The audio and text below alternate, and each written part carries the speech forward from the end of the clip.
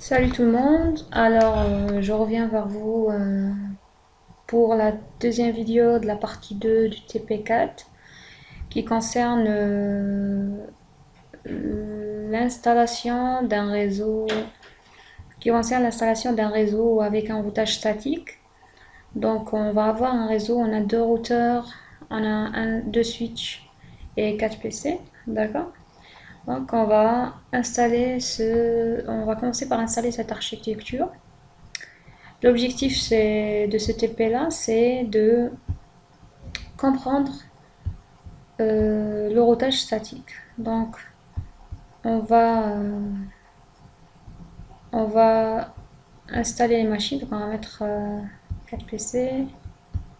Tac, tac, tac, tac. Là, on a besoin de switch. Switch. On va mettre des switches à 24 ports. Voilà. Donc avant d'en mettre, on a ces routeurs là. Avant de mettre le câblage, donc on a ces routeurs là, ils ont un port face Ethernet. Cependant, ils n'ont pas un port serial qui leur permet de connecter deux routeurs. On a besoin de mettre le module WIC1T et le mettre, ça va nous donner un port serial pour brancher les deux routeurs. Donc on va mettre le même sur notre routeur. Bien sûr, on éteint le routeur en premier. Et on va le mettre, voilà. Et hop, voilà. Donc on va effectuer les branchements. Donc direct ici. Poste Ethernet vers. Poste Ethernet là. Toujours un câble direct. D'ici à là.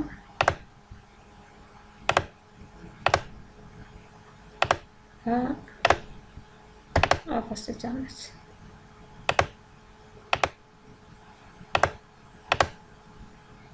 Bon, je vais mettre câblage automatique, comme ça pour ne pas choisir les ports. Ok, tac, tac. Et je vais brancher les deux routeurs. On voit ça, c'est le signe de câblage serial sur un routeur. Bien sûr, si on remarque, si on met là, on a un des deux, il a une horloge. C'est celui qui synchronise les horloges entre les deux routeurs. Donc, il faut retenir ça.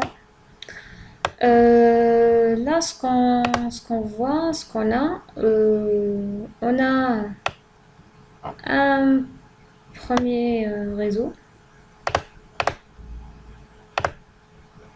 On a un deuxième réseau qui est là. Et on a un troisième réseau qui se trouve ici. Donc voilà. Ça, c'est un réseau avec un routage. Avec des adresses réseau destinées à ce réseau-là. Et là, on a un troisième réseau.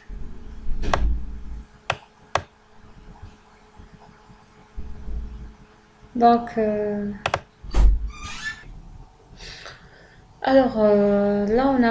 on a trois réseaux. On a le premier, deuxième, troisième. Donc, on va donner les adresses à ces réseaux-là. Donc, on va donner par exemple 192.168.1.0 pour ce réseau-là. Ici, on va donner 192.168.2.0. Et là, on va donner la 192.168.3.0. Voilà, on a trois réseaux différents. Il faut faire attention, il faut donner des adresses réseau différentes pour chaque réseau. Pourquoi? Parce que là, on a un routeur qui lie deux réseaux différents, ou trois, voire plus, 3, 4 réseaux. Donc, la tâche principale du routeur, c'est de acheminer des paquets, des informations entre différents réseaux. Donc, il lie différents réseaux. Donc, on met toujours différents réseaux. Maintenant, ce qui est demandé, il nous demande vous devez donner une adresse ou 4 PC. Ceux-ci sont situés dans 2 réseaux IP distincts. Vous devez également donner une adresse IP à l'interface Ethernet de chaque routeur. Finalement, le lien rouge entre les 2 routeurs est un lien physique point à point fourni par un transporteur au niveau de la couche liaison. Donc le protocole utilisé est PPP. Donc sur la couche 2, on va utiliser point-to-point, donc un protocole PPP. Au niveau de la couche réseau, il s'agit d'un réseau IP de plein droit, donc un réseau IP normal. Vous êtes donc en présence d'un 3e réseau IP à l'interface série de 2 routeurs devront avoir une adresse IP appartenant à ce 3e réseau. Notez que c'est l'interface WIC I1T, donc on l'a installé. Donc ça nous demande de mettre les adresses IP là, sur les 2 interfaces du routeur aussi. Pour l'interface série, juste une remarque, donc pour les interfaces série, ce qu'on nous demande de mettre clock rate 4 millions pour celui qui a l'horloge. Et quoi d'autre, de mettre encapsulation PPP pour dire qu'on va utiliser sur le niveau liaison, on va utiliser un protocole point-to-point avec une encapsulation PPP. Donc on va mettre les adresses une à une. Donc on va commencer avec ce PC là. Là, ça bug. Alors configure, donc on va desktop, on va mettre adresse IP, donc on est sur 3, donc 192.168.1.3.2.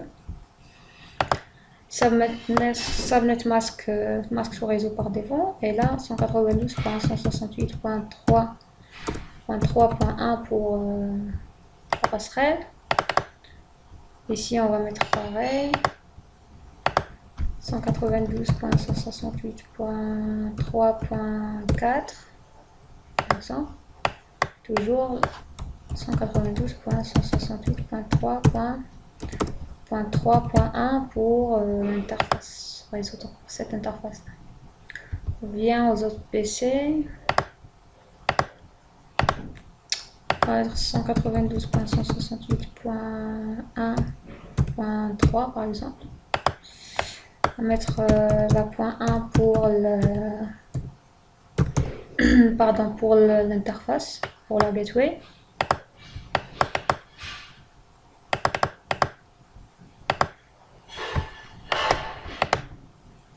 192.168.1.5 » et la 192.168.1.1. Donc on va aller dans notre routeur, donc on va configurer le routeur sur CLI bien sûr. Donc non, on va pas rentrer dans le dialogue, donc on va entrer dans le mode privilégié avec Enable, le mode configuration avec Configure. Donc ce qu'on va faire, on va mettre Interface pour travail interface, on va travailler interface Fast Ethernet 0/0. On va configurer l'adresse IP, donc on va mettre IP address 192.168.1.1. C'était le routeur 1. Le routeur 1, donc .3.1, pardon. .3.1. 255.255.255.0. On va mettre nos shutdowns pour l'allumer, bien sûr. Et puis voilà. Maintenant, on va exiter l'interface Fast Ethernet. On va aller à l'interface Serial. Donc, on va faire Interface Serial et 0/0 d'après ce que j'ai vu. Donc, c'est 0/0. Donc, on va lui mettre nos shutdowns pour l'allumer. Ok. Après, ce qu'on va faire, on va mettre l'IP address à 192.168.2.1 avec un masque de 155.255.155.0. On l'a allumé, on a mis l'adresse, on va mettre encapsulation PPP pour définir le protocole d'encapsulation couche liaison. Après, on va on voit que l'horloge elle se trouve sur ce côté-là, donc sur le côté routeur 2. Donc on va pas mettre l'horloge sur clock rate ici. Donc on va s'arrêter à encapsulation PPP. On va faire exit. Là, on a fini la configuration de ce routeur-là. On passe à ce routeur-là.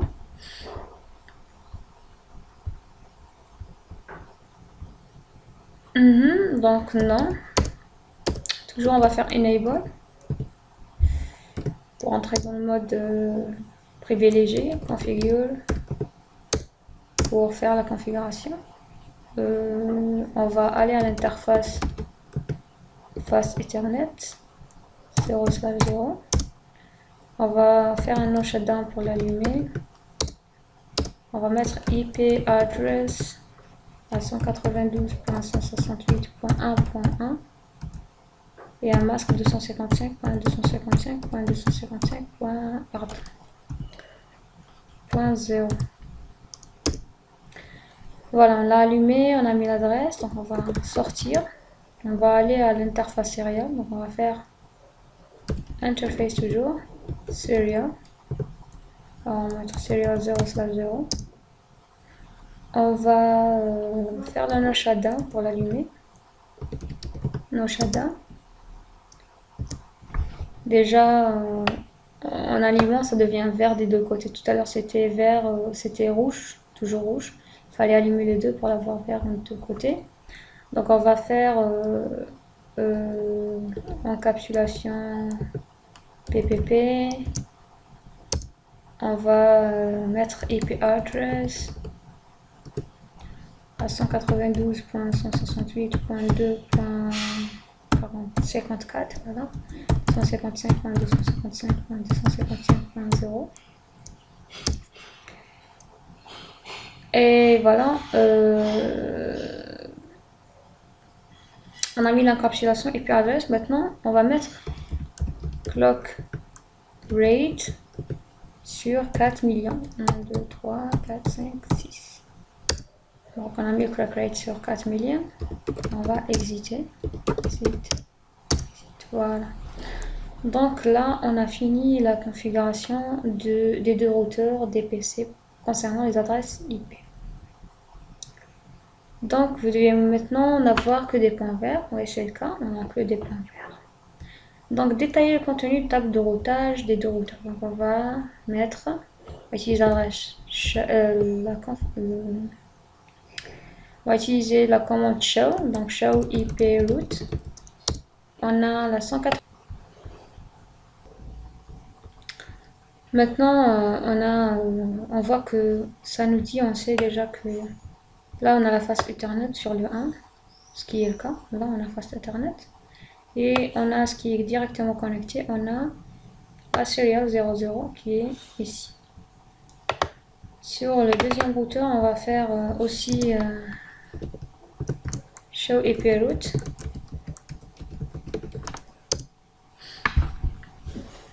Pareil, on a la 2.0 is directly connected to serial, donc elle est directement connectée. On a comme information que 192.168.3.0 is directly connected sur Fast Ethernet. Et aussi là, on a l'information que on est connecté. Ici, on a une connexion via avec la 54 qui était sur le deuxième routeur, qui est là. Pardon, voilà. Donc là, ça nous dit, on sait que sur le routeur 2 qui est là, on a l'information sur cette adresse-là qui est la 2.1. Et sur le routeur 2, on a l'information sur cette adresse-là qui est la 54. Maintenant, ce qui est demandé, de pinguer, est-ce qu'on peut pinguer la gateway, est-ce qu'on peut pinguer les deux réseaux peuvent se pinguer mutuellement. Et après, on va expliquer les choses. Donc on va aller PC6. On va essayer sur command prompt. Donc on va essayer de pinguer le PC4. Déjà pour commencer, on essaie de pinguer l'adresse. Donc ping 192.168.3.1. Donc ça ping la gateway. On va essayer de pinguer un réseau 2.1. Ping 2.1. Donc ça ping sur l'autre côté du réseau. Donc ça ping cette adresse qui est là. On va pinguer la 54. 2.54. Ça ping la 54 ou pas. Tac tac tac. Request time. Donc ça ping pas cette adresse qui est là 54. Donc ça nous affiche que les 4 paquets envoyés n'ont pas été reçus, qu'il y a eu perte totale des paquets. Donc on va aller sur on va aller encore plus loin. Donc on va essayer de pinguer une adresse qui se trouve sur le 1.0. Donc on va pinguer, donc ça finit. On va pinguer on va faire un ping du 192.1.1. Il me semble on a fait 5, je vais juste vérifier. Donc point 3.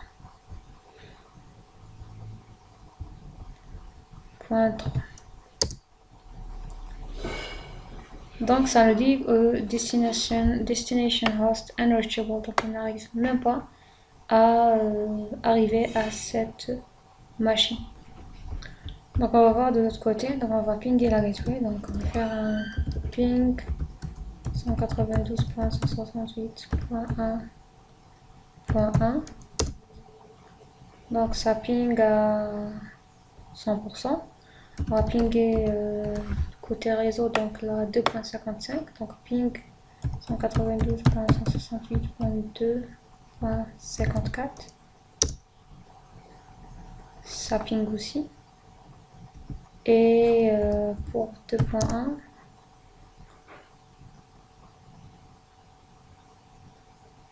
donc request timeout toujours, ça passe pas. On va attendre un petit peu. Request timeout, 2 paquets perdus, 3e paquet perdu, 4e paquet perdu aussi. On va essayer de faire un ping à 3.3 il me semble, 3.2, on va voir à quoi qu'on m'adresse. Donc 3.2. Donc on va essayer de pinguer la 3.2, donc toujours destination host unreachable. Donc on a un même résultat entre les deux côtés. Alors on a essayé les pings, pardon. Donc on sait que ce réseau là il peut pinguer cette passerelle, il peut pinguer jusque là, mais après il peut pas pinguer ici. Il ne peut pas pinguer ce réseau-là, qui est 192.168.1.0. Pareil, le réseau 190.168.1.0, il peut pinguer la passerelle, il peut pinguer la deuxième interface, mais il ne peut pas pinguer l'autre routeur. Donc la question, que manque-t-il à notre configuration pour que le réseau soit complètement opérationnel? Donc, ce qu'il manque, chaque routeur il connaît pas les chemins qui vont leur mener vers la deuxième partie. Donc, on a vu les tables d'adressage. Donc, en termes de table d'adressage, comme on voit, donc on connaît pas les chemins qui vont nous mener vers les autres réseaux. C'est ce qu'on devrait rajouter. Maintenant, ça nous dit en mode configuration générale, utiliser la commande iproute pour informer un routeur de l'existence d'autres réseaux auxquels il n'est pas directement connecté. Donc, pour chaque routeur, par exemple, là, on a rajouté iproute 192.168.1.0 à l'interface serial 00. Donc là, on va enable pour aller en mode privilégié. On va configurer pour aller dans le mode configuration. Et on va rajouter les iproutes. Donc, on est sur le réseau routeur 1. Donc, on va lui rajouter iproute vers le 192.168.1.0. 192.168.1.0. On va lui rajouter la 192.168.1.0 avec le masque 255.255.255.0 pardon, via serial 0/0. Pareil dans le deuxième routeur, donc on va enable, on va mettre dans la configuration générale, donc on va mettre iproute 192.168.3.0 avec le masque 255.255.255.0 via le serial 0/0. Maintenant, on va essayer de pinguer à partir du PC6. On va lancer les commandes de ping. On voit que le paquet est arrivé à destination qui est 192.168.1.3. Et on va essayer PC4 par exemple. Voilà, on va pinguer. Et aussi, le ping marche très bien. Donc, chaque routeur, il a le chemin vers l'autre routeur. Une station Montréal peut-elle pinguer une station Québec et vice versa? Oui, parce que chaque routeur, il connaît le chemin. Donc, quand PC6 a envoyé un ping, donc il y avait un paquet de contrôle qui est venu au routeur. Et à ce moment-là, le routeur, il a lu l'adresse qui existe dans le paquet et il a su qu'il va emprunter ce chemin-là pour arriver à destination. Donc si on ouvre par exemple le routeur 1, on va sur configuration, on va mettre show IP route. On va voir que on a le connected qui existait tout à l'heure. Et après, on a une nouvelle lettre qui est le S. On voit qu'on a S, ça veut dire statique. Donc, on a une route statique qu'on a insérée qui est à 192.168.1.0 qui est connectée à serial 00. Voilà, on arrive à la fin de cette vidéo-là qui explique la deuxième partie du TP. À la prochaine vidéo, on arrive à la troisième partie du TP.